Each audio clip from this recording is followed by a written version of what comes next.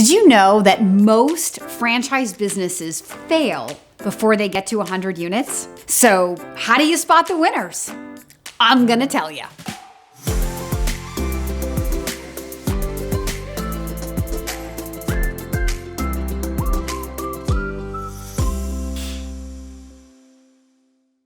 Why do some brands go on to become the next big American brands? And if you're exploring a franchise, how do you spot them at exactly the right time? That's what this video is about. Who doesn't want to be a part of the next big American brand? Imagine if you heard about Massage Envy before Massage Envy was a national brand, or Planet Fitness, or Orangetheory Fitness. There's so many big brands today that I could throw out to you, and you know them because they are the big American franchise brands. But how cool would it have been if you had learned about it before the world knew what a Massage Envy was or an Orangetheory was? The brands that, as Americans, we all know and love and use. Everybody wants to be a part, and if you're investing in a franchise, that's what you're looking for, right?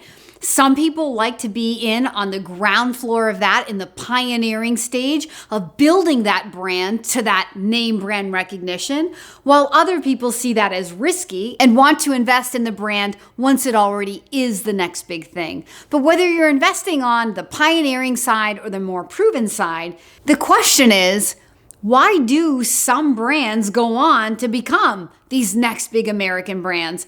And why do so many others not? The answer is it all flows back to the franchisor, and it begins with their vision and then their capitalization, because it's going to take a lot of money to build a brand with momentum correctly to be able to support the infrastructure of that franchise as that franchise is growing so quickly. Today, in 2022, there's a lot of private equity money coming into franchising, and that means great things for franchisors because that money allows these franchise companies to grow more rapidly without the risk of imploding, right? By having the infrastructure and the number of support staff to support all of those young franchisees. So it's leadership by people that have built strong franchise systems. Because once your business is in the franchise industry, growing a franchise brand requires specialized knowledge and experience.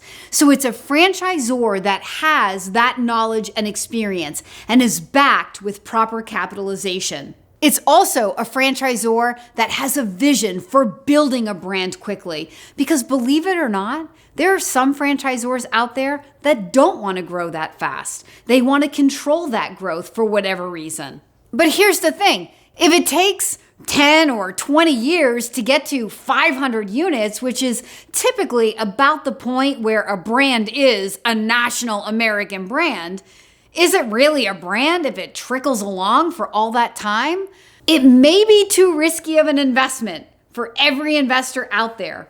But if you are an entrepreneurial investor, but you like the idea of investing in something that's proven enough and riding that wave up, coming in as one of the pioneering franchisees, and you're partnered with a franchisor that has that proven, demonstrated track record in the franchise industry, that has a vision for building a brand in a short amount of time and has the proper capitalization to do it, this could be a really fun ride for you, especially if that brand goes on to become the next big American brand. If you are one of the pioneering franchisees coming into a market and owning all of the key territories to where when that brand becomes the next big American brand and your customers are asking you, how did you get into this? And they're looking to the franchise to say, is there any more territories available? And the franchisor says no. When the world wakes up and everybody wants to be an owner in that franchise, and there are no more really good territories to buy, that's when those pioneering franchisees will have that exit strategy moment where you may get a 6 or 8 multiple on your location because of supply and demand.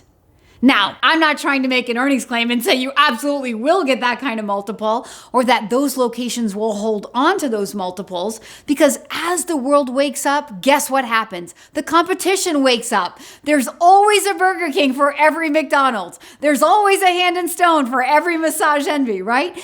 As the competition starts to come into the market, that dilutes the opportunity. But the first brand that gets there, that builds that market share, usually gets the consumer loyalty. And that loyalty is what creates a brand. And that, my friend, is what franchising is really all about. There's nothing wrong with coming in after the brand has exploded and joining in. But if you are coming into a more proven brand, don't expect to get the best territories in a market. When you look at the territory map, you might be thinking to yourself, I have to take what's left. But you also get to validate a more proven business that has a track record where other franchisees can tell you what it's like to be a franchisee in the system.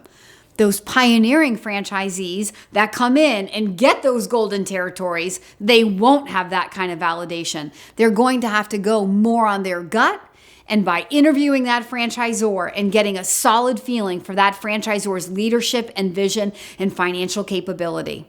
Regardless of whether you're investing as one of the pioneering franchisees or coming in later, once the world has woken up and the brand is more proven, the ride with this franchise brand could be one of the greatest thrills of your life. This is how wealth gets created through the franchise, through the value of that brand, the equity that's in that brand, and then along with the scale to which you're able to grow your franchise business. So how do you learn about these next big potential American brands that you can explore to take that ride up as one of the pioneering franchisees?